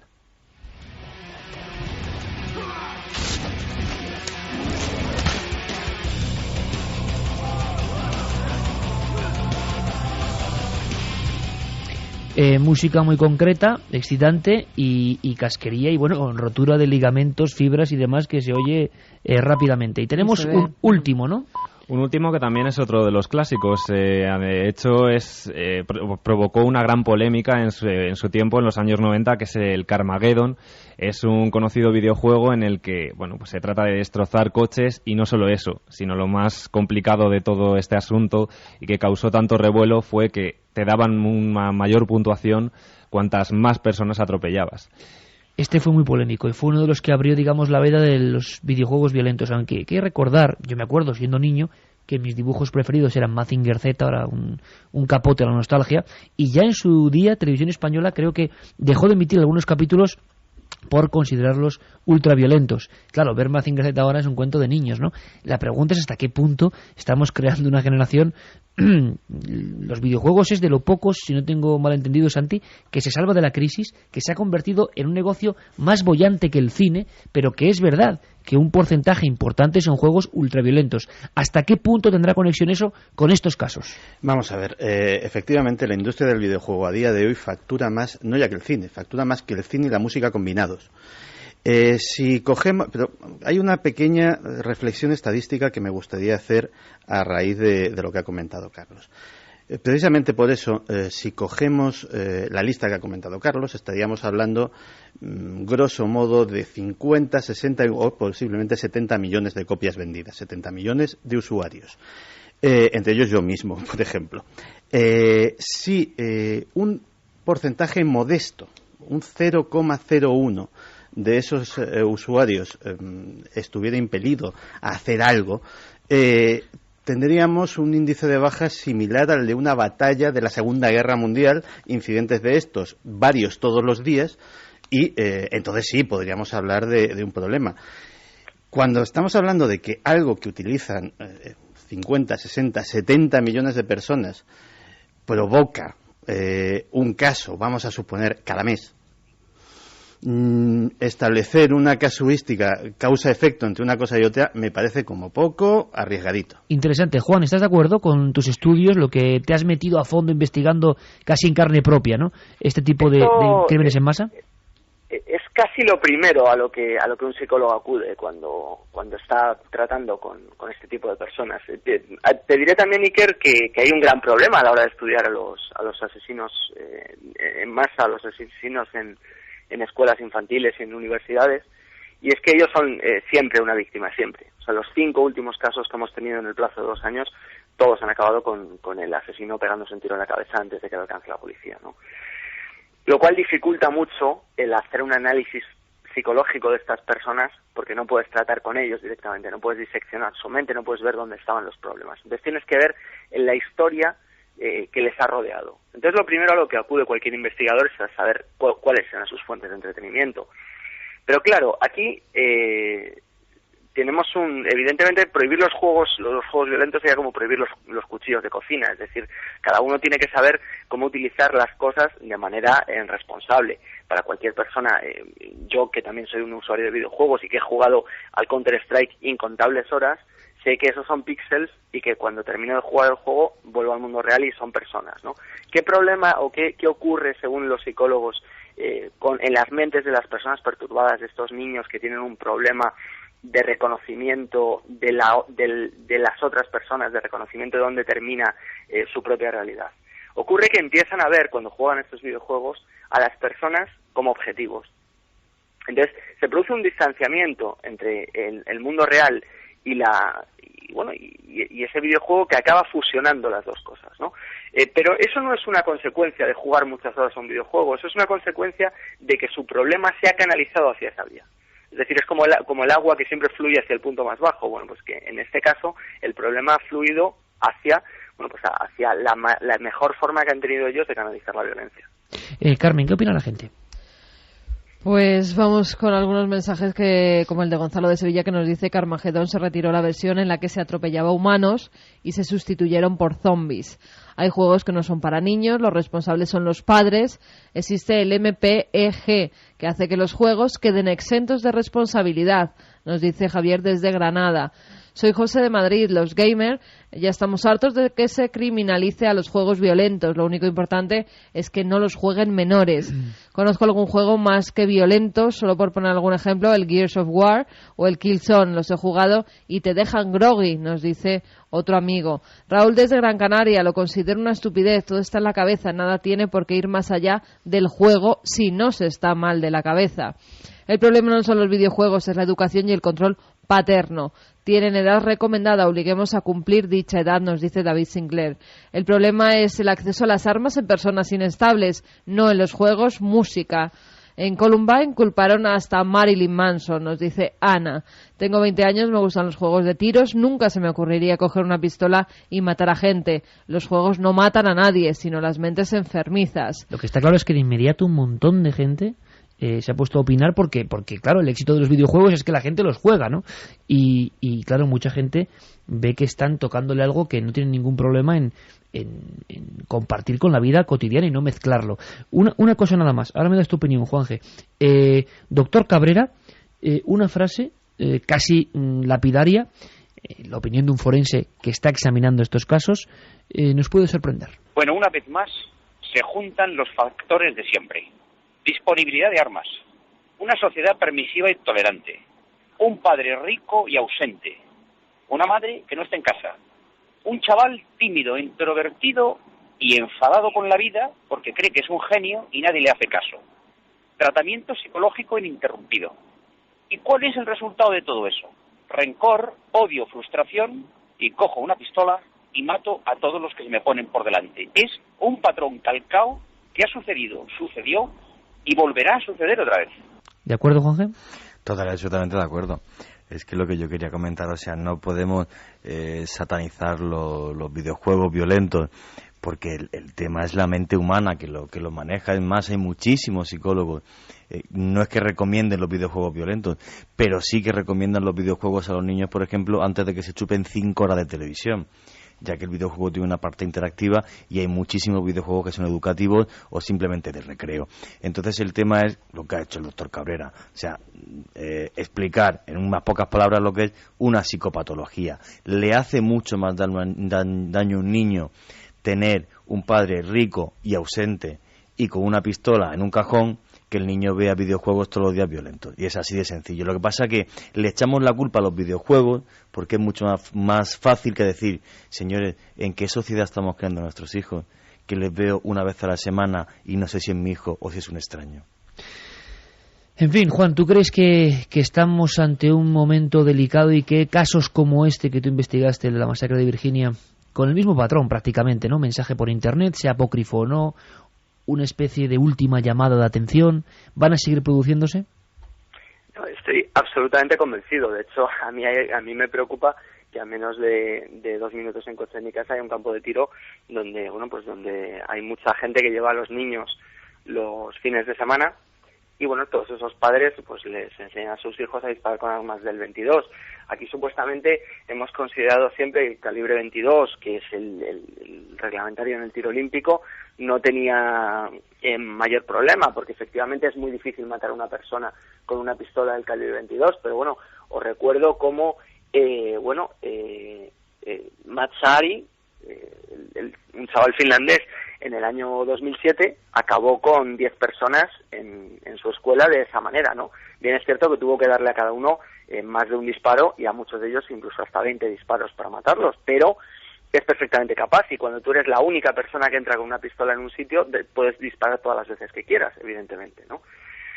Yo creo que esto se va a repetir, creo que va a ocurrir en España, antes o después, porque en España hay más de 3 millones de escopetas, hay muchísimas armas de calibre corto y antes o después nos terminará ocurriendo, porque nosotros repetimos esos patrones que habéis comentado antes, pero que tampoco son los excluyentes. Es decir, el auténtico problema, Iker, y es tremendamente más aterrador, es que todas estas personas tenían en la mente, en el cerebro, tenían un defecto de fabricación, por llamarlo de alguna forma un poco popular, tenían un defecto congénito que les predisponía a que, si se juntaban determinados factores de riesgo, confluyese en la violencia más extrema, ¿no? Entonces, eso es lo que de verdad nos tiene que preocupar, ver si nuestros hijos y las personas que tenemos alrededor, en nuestro lugar de trabajo, que también también esto ocurre entre las personas adultas, bueno, pues si se produce de alguna forma esta confluencia de factores, bueno, pues que nos puedan acabar metiéndonos a nosotros en una situación de riesgo. De hecho, en Estados Unidos hay asociaciones que invierten cientos y millones de dólares, cientos de miles y millones de dólares en averiguar cuáles son esos factores y cómo pueden proteger a las escuelas y a sus hijos también, ¿no? Juan, ojalá te equivoques en la profecía. Amigo, un abrazo muy fuerte. Hasta la próxima. Ojalá me equivoque. Un abrazo. Un abrazo. En fin, nos quedamos con la sensación de que esto lo hemos repetido, lo hemos contado, se sigue formando eso del mensaje apócrifo en Internet, qué pasará, qué no pasará. A mí lo que me parece aterrador es lo de gente en plan bromista que pueden acabar en la cárcel, causando la alarma. 3 años de cárcel se pueden enfrentar por causar esa alarma, que a lo mejor en algunas ocasiones puede hacerse realidad por ese efecto imitación del que hablan los psicólogos y los psiquiatras. Bueno, pues en nada, vamos a ver si Carlos tiene por ahí el piano de Santiago Camacho. Vamos a hablar de algo que es un poco triste, que me decía Santi que nos va a asombrar y que tiene que ver con, creo, Santi, el señor de la guerra. Iker, amigos, a mí me asombra muchas veces cómo noticias que son tremendamente importantes pasan desapercibidas en la mayor parte de los medios de comunicación. A día de hoy se está celebrando en Tailandia, en Bangkok, posiblemente uno de los juicios más importantes de lo que llevamos del siglo XXI. Cuando salen las listas de Fortune de los hombres más ricos y poderosos del mundo, siempre vemos a Bill Gates y a media docena de nombres, pero porque se tienen en cuenta solamente los negocios legales. Si no tuviéramos en cuenta los negocios legales solamente y tuviéramos en cuenta otro tipo de negocios, habría un hombre que está ahora mismo siendo juzgado en Bangkok, que a lo mejor estaba hasta por delante de Bill Gates. Un hombre que pudo pronunciar estas palabras. En el mundo hay más de 550 millones de armas de fuego en circulación. Un arma de fuego por cada 12 personas que hay en el planeta. Y digo yo, ¿cómo se arman las otras 11? Muchos de nuestros amigos lo habrán reconocido. Es un fragmento del Señor de la Guerra, una película protagonizada por Nicolas Cage en la que daba vida a un traficante de armas. Lo que a lo mejor no saben la mayoría de los que vieron esa película es que está basada fielmente en la biografía real de una persona, Victor Bout. Bueno, en realidad basada fielmente no. Se queda muy, muy, muy corta con respecto a la realidad. Bout era agente del KGB soviético y con la disgregación de la Unión Soviética, se quedó en paro, como tantos otros militares, espías, gente que había sido formada para la Guerra Fría. Pero él era un hombre ambicioso, quería prosperar y tenía los mecanismos para comerciar con algo que conocía muy bien, las armas. Sabía que en muchos cuarteles de la antigua Unión Soviética había oficiales corruptos que estaban dispuestos a alterar los albaranes y venderle prácticamente cualquier cosa a precio absolutamente ridículo. Y sabía que en muchos países sometidos a embargos de la ONU había gente dispuesta a comprarlos. Pues puso en contacto a unos y a otros y empezó un negocio que cogió una escala colosal. Al principio empezó a pequeña escala en Angola y Somalia. Le empezaron a llamar el quebrador de bloqueos, porque todos los embargos de la ONU se los iba absolutamente saltando. Con el dinero que ganó en Angola y Somalia compró 3 aviones de carga Antonov, de los que se utilizaba el ejército soviético, y ahí empezaron sus operaciones a gran escala. Su siguiente objetivo fue Afganistán, donde surtía de armas de igual manera a la Alianza del Norte y a los talibanes.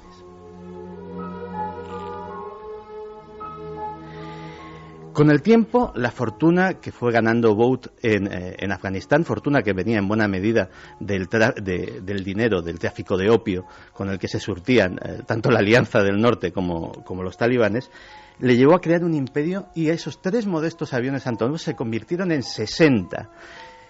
Se convirtió Víctor Bout en la persona con la mayor flota de aviones de carga del planeta. Olvidémonos de las grandes empresas de mensajería.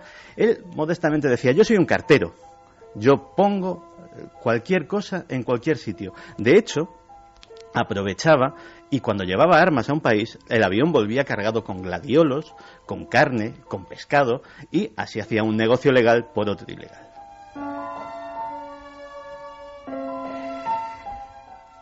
Congo, República Centroafricana, Angola, Camerún, Guinea Ecuatorial, Kenia, Liberia, Ruanda, Sierra Leona, Sudáfrica, Sudán, Suazilandia, Uganda. Todas esas imágenes de atrocidades que hemos visto en África, absolutamente todas, fueron cometidas con armas vendidas por Víctor. Su mejor cliente era el sádico dictador de Liberia, Charles Taylor.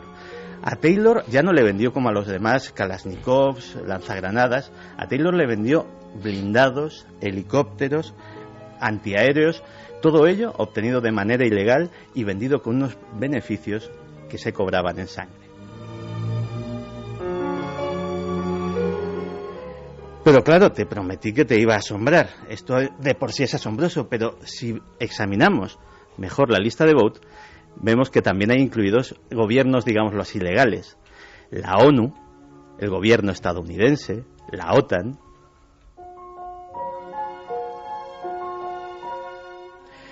Concretamente, Bout es uno de los suministradores de la Fuerza de Ocupación Norteamericana en Irak.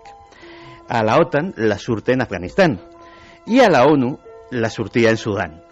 ¿Por qué? Porque era muy buen cartero. Claro que todos los sueños acaban, e incluso el de Víctor Bout parece que está llegando a su fin. ¿Falsificar un certificado de defunción? ¿Con eso vas a empapelarme? Tienes razón. Como siempre, tienes razón. ¿Has leído el periódico hoy? ¿Eh?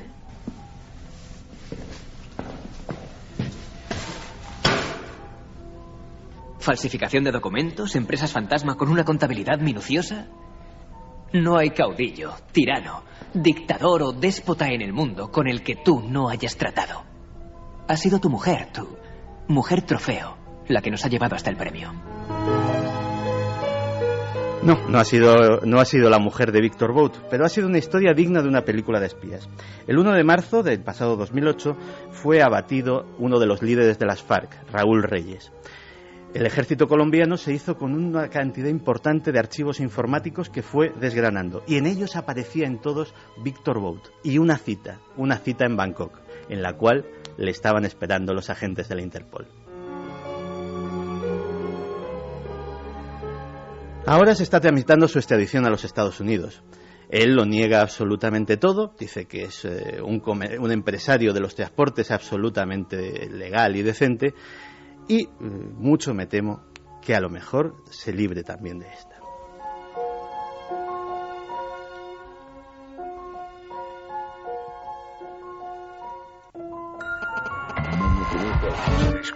Manda un SMS al 7640. Escribe la palabra milenio, espacio, lo que nos quieras contar. Comentaristas de Milenio 3. Sabemos que siempre hay alguien al otro lado. En fin, yo os hablaba de una cosa terrorífica, de otro cráneo con inscripciones diabólicas, pero después de lo escuchado en la sección de Santiago Camacho, en fin, lo realmente diabólico y lo asombrosamente terrorífico está ahí fuera y en las noticias, aunque a veces, bueno, pasen desapercibidas. Para eso está la sección de nuestro compañero. Otro cráneo, aparte del vampírico de Venecia, otro cráneo esta semana. Y por cierto, otra investigación, y esta noche es el segundo investigador del CSIC que vais a escuchar, del Consejo Superior de Investigaciones Científicas. Sabéis que hay un proyecto en Egipto de investigadores españoles. Bueno, pues han descubierto cosas tan raras como una tumba quemada, inscripciones del Libro de los Muertos y cosas que llaman muchísimo la atención. Conectamos con Nacho Ares, informativo de la historia.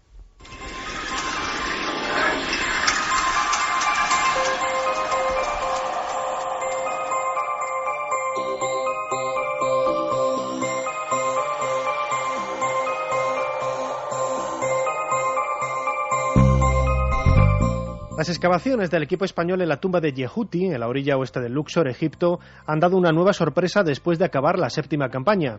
A 13 metros de profundidad ha aparecido la cámara funeraria de este tesorero de la reina Hatshepsut, repleta de textos y figuras en las paredes.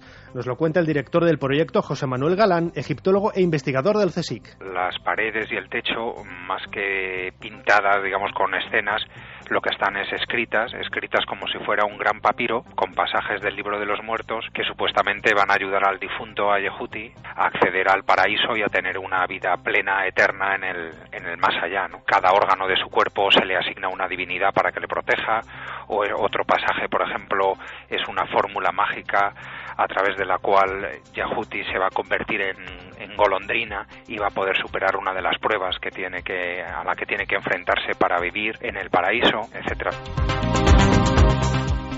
Además del valor de los textos hallados en la nueva habitación, hay que destacar la presencia de varias joyas de oro, en concreto pendientes que pertenecieron al ajuar funerario de Yehuti.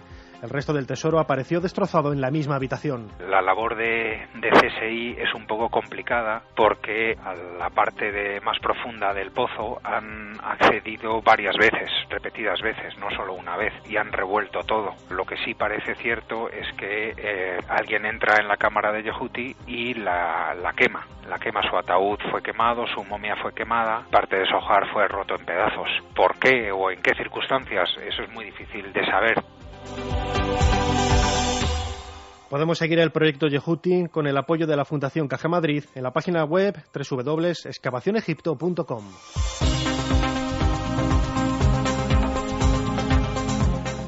Un extraño cráneo con una inscripción en arameo y colocado en el interior de 2 recipientes cerámicos es la nueva sorpresa arqueológica hecha pública por la Biblical Archaeological Review. Lo único claro es que el cráneo se debió de utilizar en rituales mágicos. Nos habla de ello Antonio Piñero, catedrático de griego en la Universidad Complutense de Madrid. Yo lo pondría en el entorno religioso para algunos muy extraño del judaísmo de la época del Talmud, es decir, del judaísmo más piadoso en la zona de Babilonia, sobre todo del siglo V al VII, y dentro de un judaísmo que es totalmente religioso, totalmente respetuoso con sus normas y al mismo tiempo uno de los pueblos más aficionados a la magia de los que tenemos constancia en la historia. El coleccionista Shlomo Mushayev adquirió recientemente esta pieza. Se desconoce dónde apareció. El texto solamente está grabado en el cráneo, no en su soporte cerámico, y hace referencia a la presencia de demonios. Significa algo así, sospecho, una invocación a ese demonio para que le libre al individuo que sea de la trampa de la muerte. Y probablemente utiliza un cráneo porque en la magia cuanto más te acerques por el instrumento que tú usas simpáticamente a aquello que tú quieres evitar, puede acercarse al demonio con la fórmula y decirle, mira, evítame precisamente lo que significa este cráneo. Este tipo de fórmulas son muy comunes en la cultura judía y las podemos encontrar en conchas, cerámica o incluso cáscaras de huevo.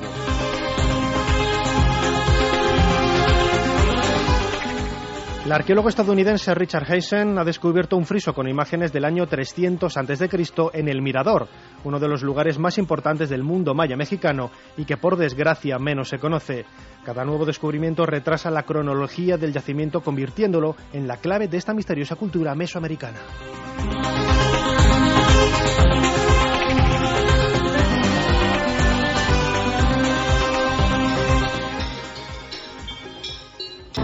Estáis hablando de algunos juegos que me despiertan nostalgia y cariño de los años de juventud, nunca violencia o ansiedad. ¿Por qué no censuramos los informativos de televisión? ¿O es que las noticias de violencia, guerras, atentados, etcétera, no influyen? Pues también es verdad que hay algunos informativos que los ves y te pones a temblar, ¿eh? Ahora, hablando de videojuegos antiguos, también habría que hacer un día una sección de nostalgia, ¿eh? De nuestra época, que seguro que iba a conectar. ¿Os acordáis del Ghosts and Goblins? Sí. Claro, pues también era violento de alguna forma, ¿no? Sir Arthur se llamaba. Sir Arthur, que iba le con quitaba la la armadura. por las tumbas, ¿no? ¿Cuál es el videojuego más antiguo que recordáis? Yo el de las dos bolitas esas que... Pero de máquina. ¿Os acordáis de aquel que era como un coche, que era un palo también, que iba por la carretera? Sí. No, yo me acuerdo de un coche que iba como pintando ciudades. Ibas por las ciudades y las ibas pintando según pasabas. Yo ese no me acuerdo, pero yo recuerdo uno que no es, me gusta, es un sueño, ¿no? Que era como un limpiacristales que subía por los edificios. ¿Ah, sí? Fermín, que Crazy Klimber. Crazy Klimber. Joder, Santi, de verdad, eres genial. Yo todavía sabía, me recuerdo a mí mismo con 5 o 6 años jugando en Soria, no sé por qué. Sí, en un bar de Soria a eso, y dije, claro, puede ser una pesadilla onírica o es realidad. Es realidad. Crazy Klimber. Sí, señor. Y el de King Kong, ¿no? Que lo tenías que sacar de una jaula o algo así también, no me acuerdo cómo se llama. El de la rana que pasaba la carretera. También, sí. Clásicos. Ahora, tan violentos yo creo que no eran, aunque había algunos, pero yo creo que el propio pixelado tampoco permitía mucho más, ¿no? No daba para... Te arrancabas la cabeza y era un cuadrado. Es curioso porque ahora sacan recopilaciones. Yo el otro día compré una de 30 videojuegos antiguos y está genial, ¿no? Súper divertida. La nueva moda que llega de Japón es la de los chicos que se encierran en sus habitaciones y no salen absolutamente para nada. Tienen un nombre, ¿no? Además, Otaku, llegan ¿no? a tener ciertas paranoias conspiranoicas en las que pueden sentirse hostiles a toda la sociedad. A esos nuevos enfermos se les denomina Ikikomori. Toma ya. E incluso se ha creado una serie anime llamada NHK Niyukushu, que cuenta la vida de uno de estos chicos. Cada vez me lo ponen más difíciles con los mensajes, ya leyendo japonés. Vi un documental de estos chicos y es terrorífico, ¿eh?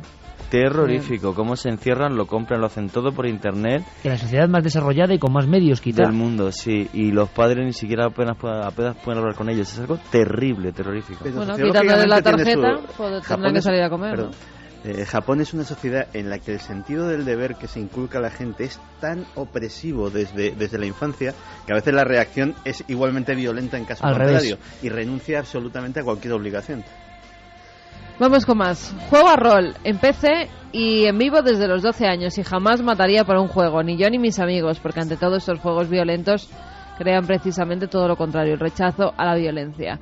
Tengo varios juegos de la Segunda Guerra Mundial, pero nunca se me pasará por la cabeza coger un arma y hacer una tropelía. Y es que hay mucho obsesionado. Yo soy amante de los videojuegos y cuanto más sangrientos, mejor. Y que no por eso es un asesino. No, claro, es que nadie está diciendo eso. ¿Os acordáis de las Olimpiadas, pero las del 84? Temible, ¿eh? Que había que darle al mando. Konami. Sí. Y había especialistas con el mechero, ¿os acordáis? Claro. Oye, un día hablamos de ese ultramundo que eran los billares de videojuegos. Que tengo que dar los ganadores. Hay una última reflexión Santi, que me acabo de acordar. Alemania es el país con la legislación europea más restrictiva a videojuegos. Todos los que ha dado de la lista de Carlos están prohibidos, no se pueden vender en Alemania. Y aún así ha pasado esto. Interesante dato. Bueno, me voy a callar lo que voy a decir. Manolo desde Talavera dice: Mujer vampiro, sorprendente, la historia y el misterio forman la mejor pareja. Saludos milenarios. Uno de los libros para Manolo de Talavera. Ajá. Otro es para Tony de Mallorca. Buenas noches. Valdelomar, un icono español no reconocido. Esos sonidos de verdad te hacen sentir extraño. Todo el vello de punta. Y el último es para Fátima de Cádiz, que nos dice: leo libros de asesinos, veo películas y juego. ¿Soy una posible asesina? Estos seres son víctimas de la mala educación de sus padres. Bueno, también juzgar así, lo que está claro es que es un fenómeno que habrá que seguir muy de cerca porque les va mucho en ello, ¿eh? Que es que, como decía Juan Gómez Jurado, ¿por qué no puede pasar aquí?